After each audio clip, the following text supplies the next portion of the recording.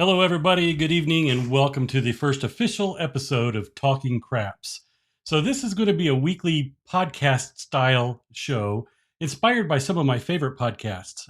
You Can Bet on That, Casinos USA, uh, Two Morons Talking About Casinos and Stuff. Those are some of my favorite podcasts out there. And I was trying to find some sort of, I don't know, YouTube video show that was similar to that, and I was having a little trouble with it. So I decided, why not? Let me give it a shot, see what I can do with it. So, tonight's episode, we're going to talk a little bit about what's in the news, a few things that I read this week. We're going to talk a little bit about the casino or the Craps Nation trip out to Vegas that's going on right now. And then we're going to end up with a pre recorded video from George from CY. Now, normally I'd like to have a special guest on here live, but it's about 3 o'clock in the morning for George, and he's sleeping. So we recorded this one, and we'll play it here for you. All right, so why don't we go ahead and get started? Let's talk about what I saw in the news this week.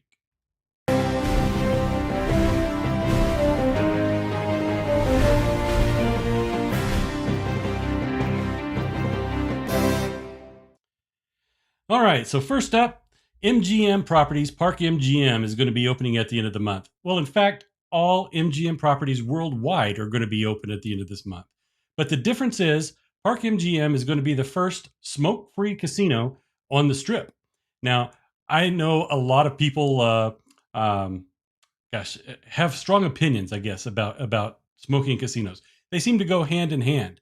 But there are some casinos, Colorado, for instance, no smoking allowed in the casinos in Colorado, and they do quite well. So it's going to be interesting to watch and see what happens here if people are going to go, if people are going to stay away, and just kind of check it all out. All right. Next one is another news story that I saw on Facebook. It's actually an old story. This story was from 2017, but it's kind of being passed off as a brand new story. So the basic premise is there was a Hard Rock casino in Seminole, Florida, or somewhere in Florida, Seminole's Hard Rock Casino. Now, there's a man out here. He's playing this slot machine, and he's got a companion with him. I'm not sure if it's a date or if it's a friend. I'm not really sure what it is, but he's got some money in there. He's plugging away, and he asks his friend to press the button. Well, she presses the button. She wins $100,000, and the casino's doing their thing. They're going in. They're watching the eye in the sky. They're checking out and make sure everything's legit. And they come back and they say, "All right, she pressed the button. She wins the money." So that spawned off a big old argument between these two. Some text messages that got rather nasty and threatening between them. But kind of a long story short, I guess the best way to put it is friends don't let friends press their buttons. And that's exactly what happened here. Now, you would think with $100,000, the two of them could come up with some sort of equitable split and, repair their relationship. That's not what happened. It just got out of hand. Now, here we go. Here's some examples of it.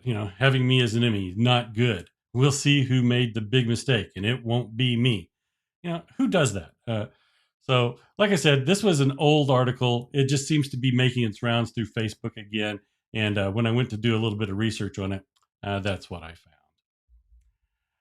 All right. And then the last story that I wanted to talk about is, we talked about smoking just a minute ago. Well, as of yesterday, the bars have opened in Las Vegas. So basically, you've got it all. You've got smoking, except for in Park MGM. You've got drinking available in the bars. But there are some exceptions, just like everywhere else in the country, that there's going to be limited capacity.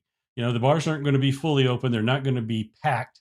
And you also have to adhere to the social distancing. Masks are going to be required just like every other place in Las Vegas. But at least for those of you who like it, the drinks are available again. All right. So this is going much, much faster than I anticipated in my dry runs. The next thing that we want to talk about is some trip reports. Let's take this pause for just a minute. Let me regroup and capture and take a quick look at some of the comments that are out there. We've got Slam Bright out there. We've got Chuck and Dice. He's watching us tonight, along with Dice Grinders.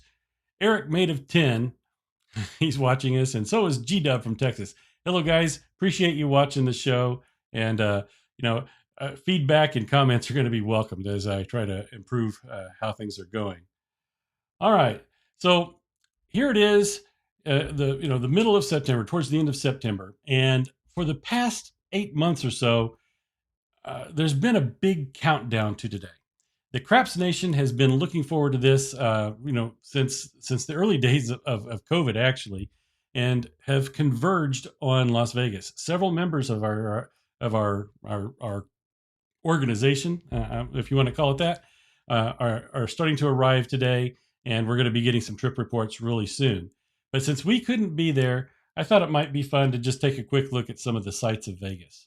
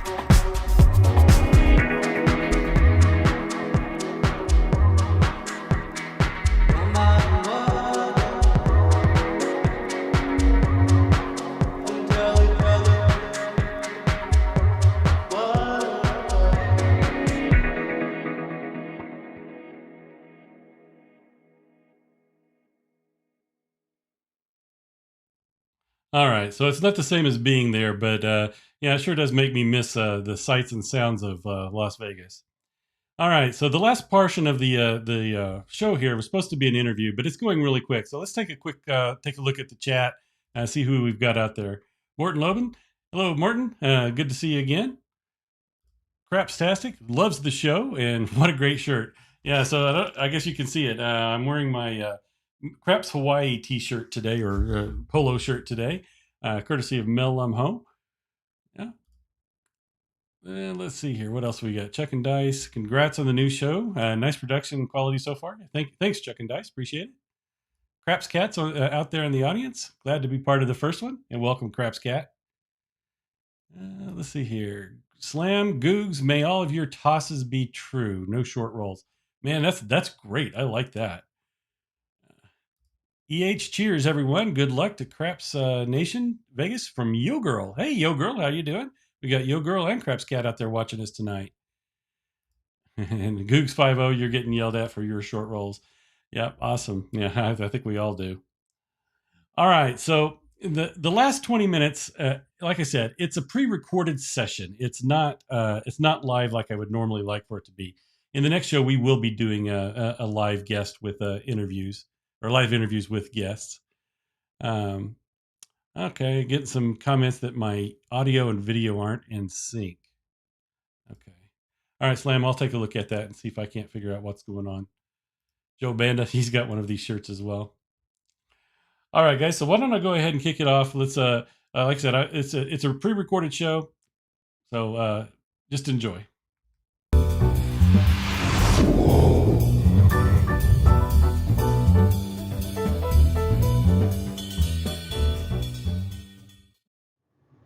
All right, so tonight we have a very special guest. My good friend George from CY has agreed to be the first guest on this new talk show that I'm putting together.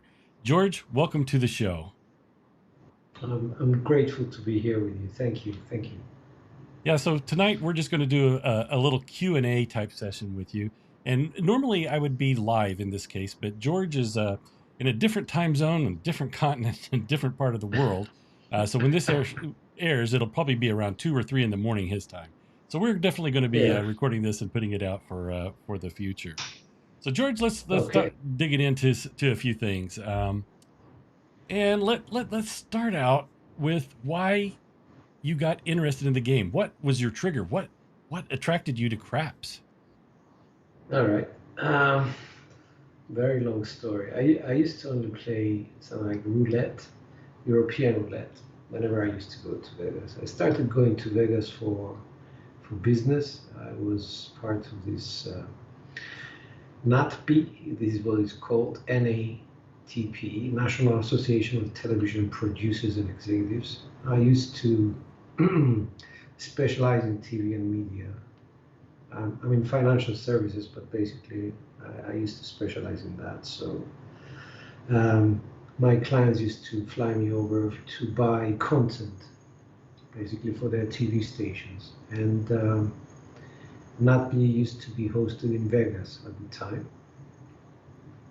So I got to start playing, some games. So I stuck with roulette, which was quite familiar to me, European roulette, with only 1 0.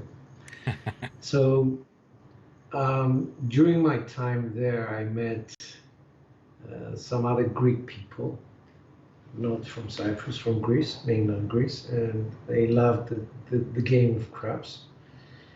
And they said to me, why don't you try it out? I said, I haven't got a clue. It just looks so difficult because you can see all these bets out there and you don't know what they mean.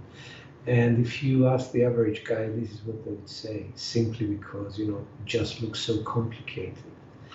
And in fact, the only way to actually understand the game is to play the game.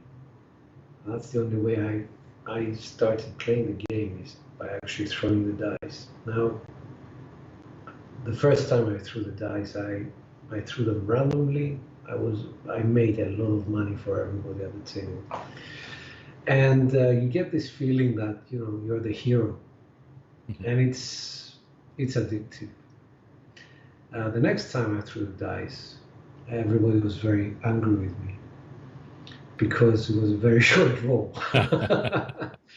So I tried to, relive the first throw. It never happened. So basically, I came back to Cyprus and I said, well, I'll try it one more time. Next time over there, again random, but this time I did well, didn't lose money. And then after that, the next visit, I think it was 2005, I lost quite a bit of money. And when I came back, I started looking into different things, how to become better and all that. I think it took me 3 or 4 years to come across somebody like Bone Thrower or somebody like that. The only videos out there were the Golden Touch craps casinos and videos, and I was intrigued. I was really intrigued that there was so much below the surface of craps. And I started, watching everything that there was out there on YouTube. Everything, I mean everything. And at the time, there wasn't a lot of material out there. Bits and pieces, Coca Ninja, Garrison, I think, was out there at the time. But most of all, I think was a Golden Touch.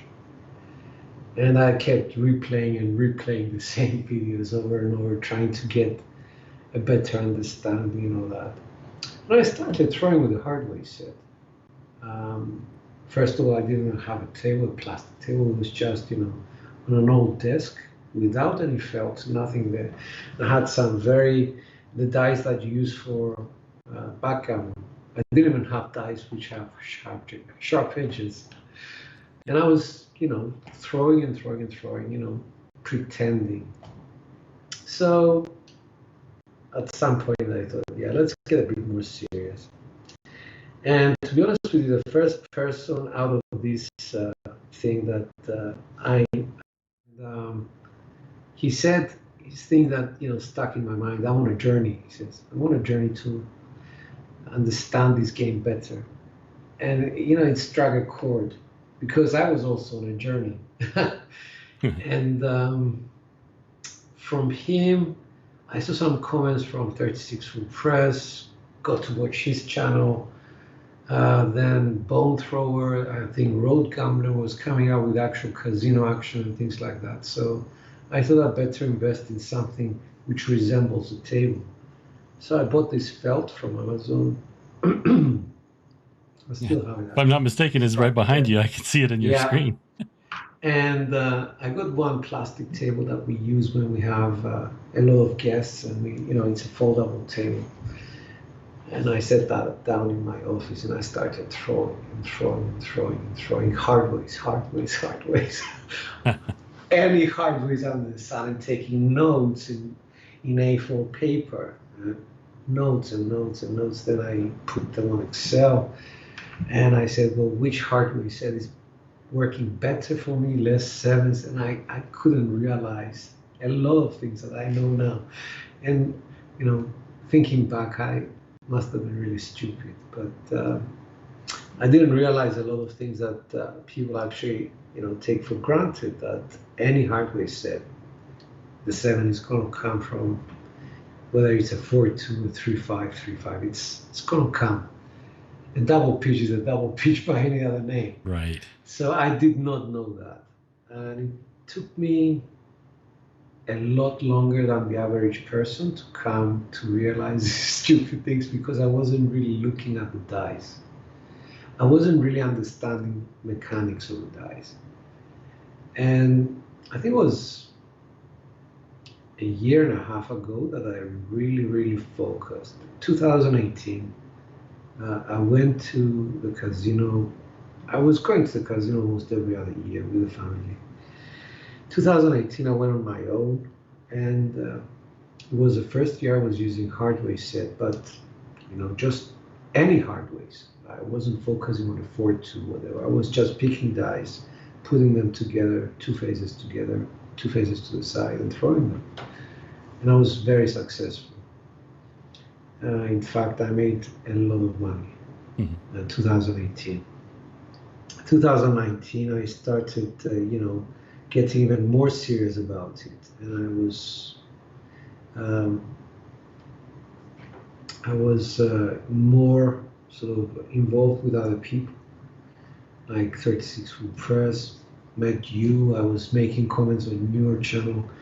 Found you to be very genuine, and I love the approach that you have to the game. Very honest. With Rick, with Burdock 301.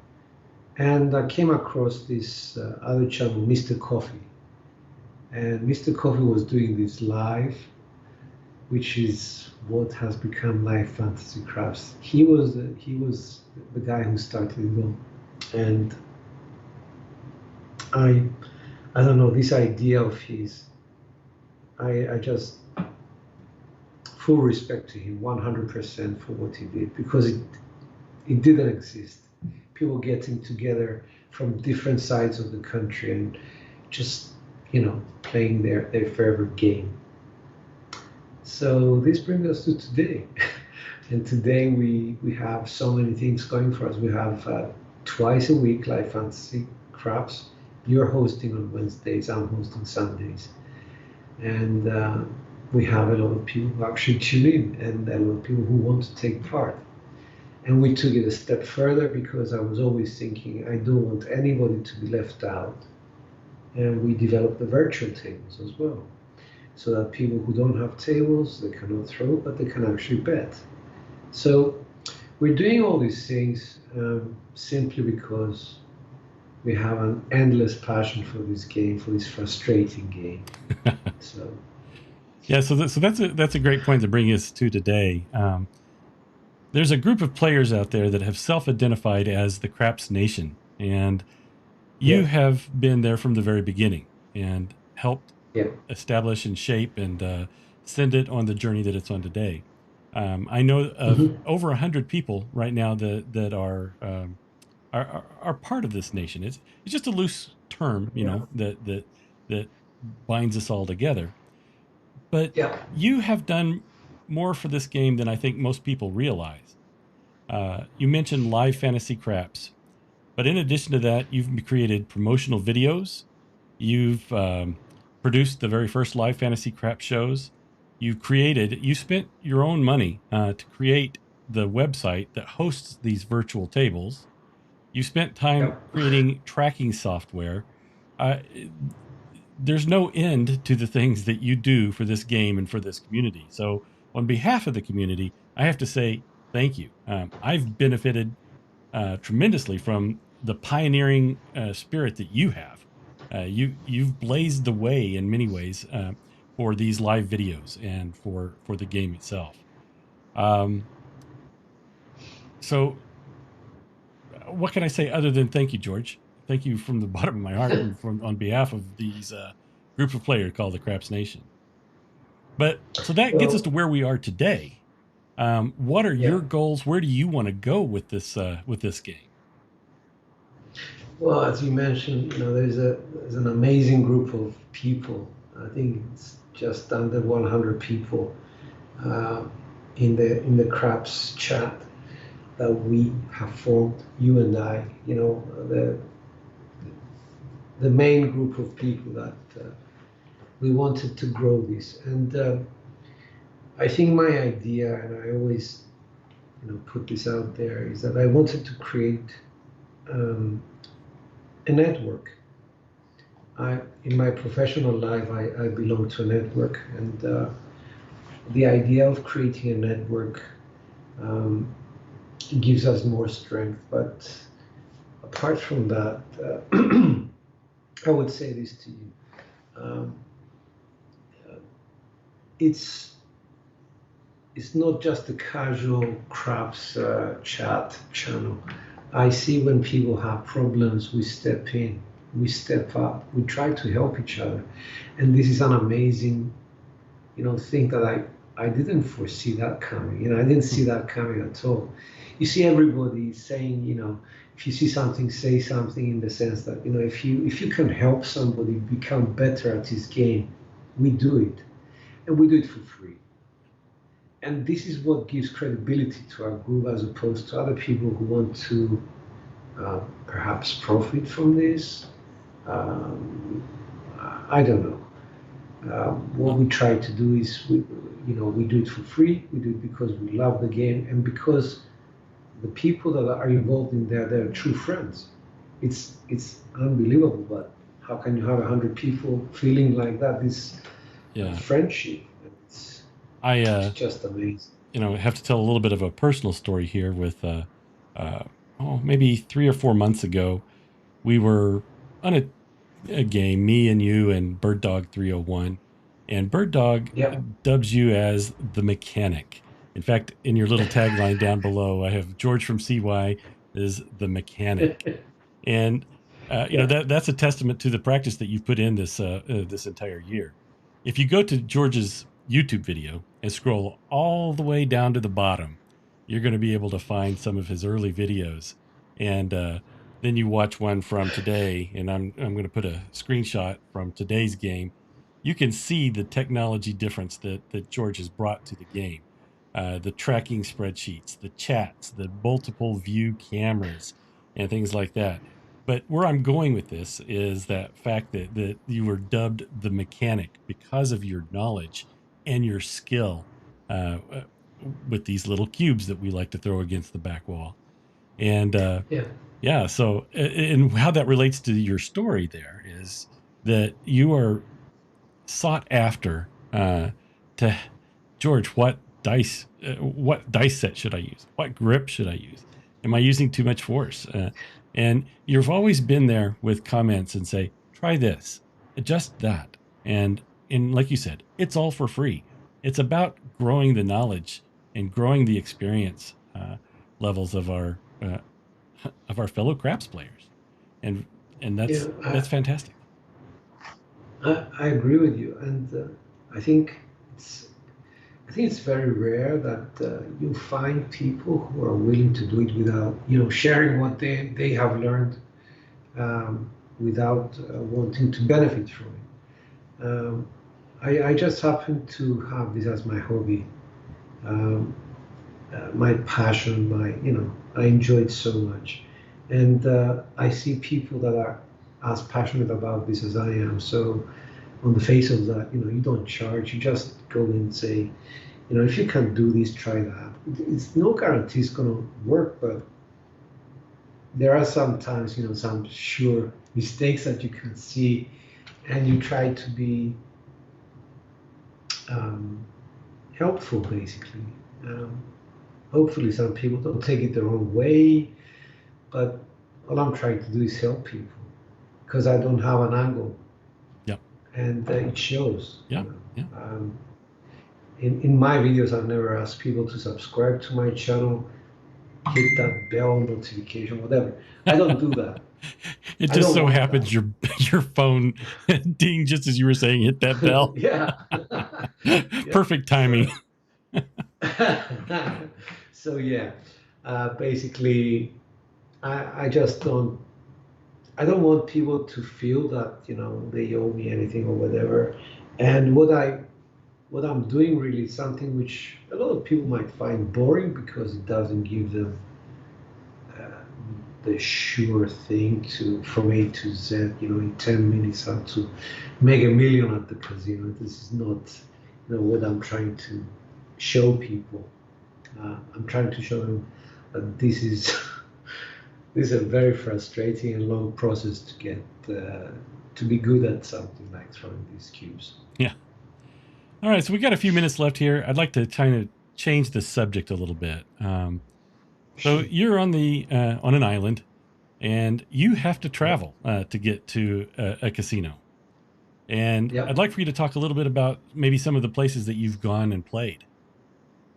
All right. Well, I'd say predominantly it's Vegas. Never played anywhere else in the States but Vegas. But going the other way, the other side of the world, I was in Singapore.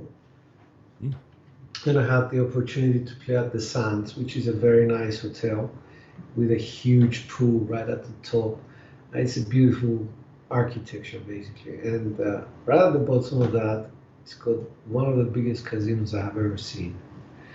Um, Looks beautiful. Unfortunately, nothing like Vegas. Yeah. Uh, the the the people there are after money. That's it. It's very simple. They will not allow you to set dice. They saw me setting the dice and they said, no, no, no, no, no, things like that. And then if my hand was extended just a bit over the table, over the middle of the table, you are not allowed, that's not a roll, and things like that. And when you pick up the dice, I said to them, what can I do? You can rotate them like this, but you cannot change. What I give to you, you have to keep the same. So the story, the story with that was that they gave me the dice back. I got the three craps. So I set the dice as they wanted me. It was a two, three, two, three. Sorry, 2, 3, 1, 3. That's what I did because I wasn't allowed to rotate it. To do them like that. Just rotate them on the spot. So I bet the three craps came in. Second time. Parlayed that, came in. Third time. Oh wow.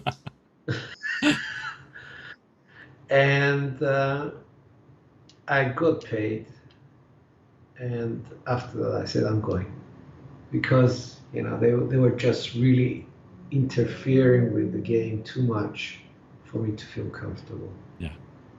Um, so, not a good experience. Really nice looking place, but they're just after money. And if they see you knowing what to do with this, they're not happy at all. Immediately, they'll be on your case.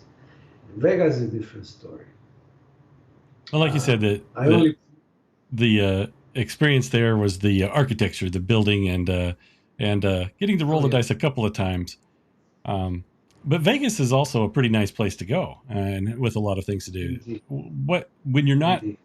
playing, when you're not gambling in Vegas, what do you like to do?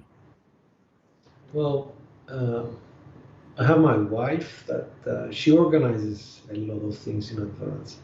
Like we have bookings for restaurants like Mr. Chow's and very nice restaurants to go to with the children. Nobu in Caesars, and well, we go to really cool restaurants basically. And because we've been there so many times, I think the kids have been there 6 or 7 times already.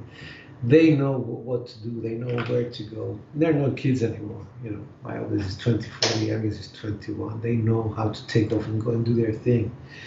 But we always book in advance for some concerts if they're around. You know, during the time we're going to visit, we always book tickets, and we always watch the shows by Cirque du Soleil. I understand that they've gone bankrupt now, something like that. I've heard that they've gone bankrupt simply because their shows cannot be played anymore due to COVID.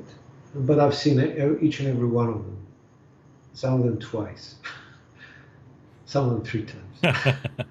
So, a place where I stay was usually the Bellagio. The last 2 or 3 times I stayed at the Aria, the Sky Suites, basically at the Aria, and then I moved next door to the Vidara, which I found to be much cheaper. It's not a casino, it's just a hotel. So it was quite reasonable, but I think now I'm going to move back to the Bellagio again. Yeah, if I remember right, Seems Vidara more is actually close. connected to Aria. Uh, it's run by the area, but it's like a very short walk, something like 30 meters Oh, okay, yeah, away. not bad. Yeah. So yeah, it's just right around the corner, and as soon as you walk in, 50 meters down the casino, you find the craps tables. So ideal. All right, George. So let me ask you one last question here.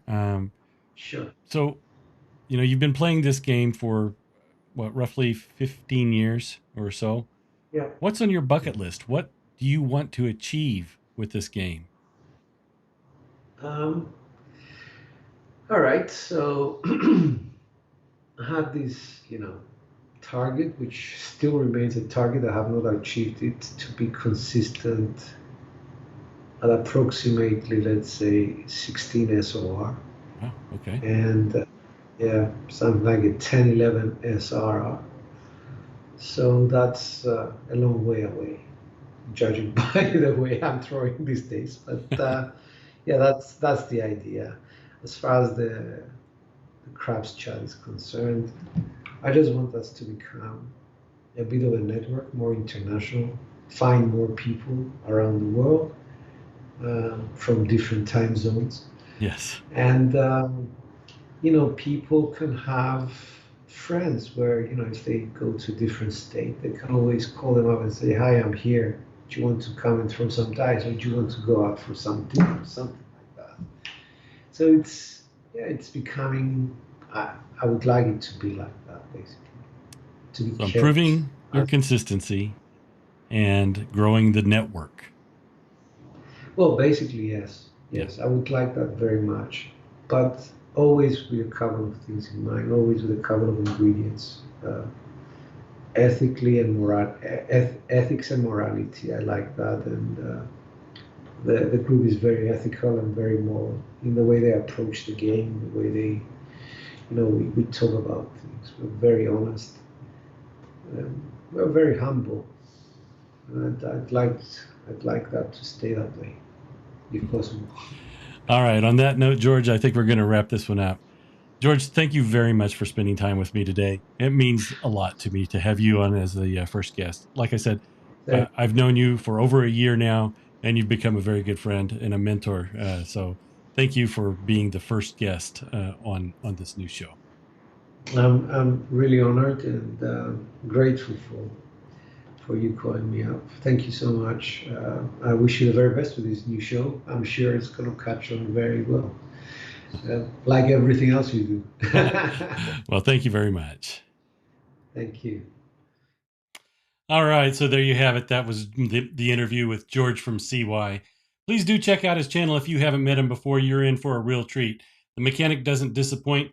He has a high SRR, high SOR, and from time to time he'll give out some tips on dice setting, gripping the dice, and just a general great supporter of the game and a good friend of mine. So George, thank you again for being the first guest.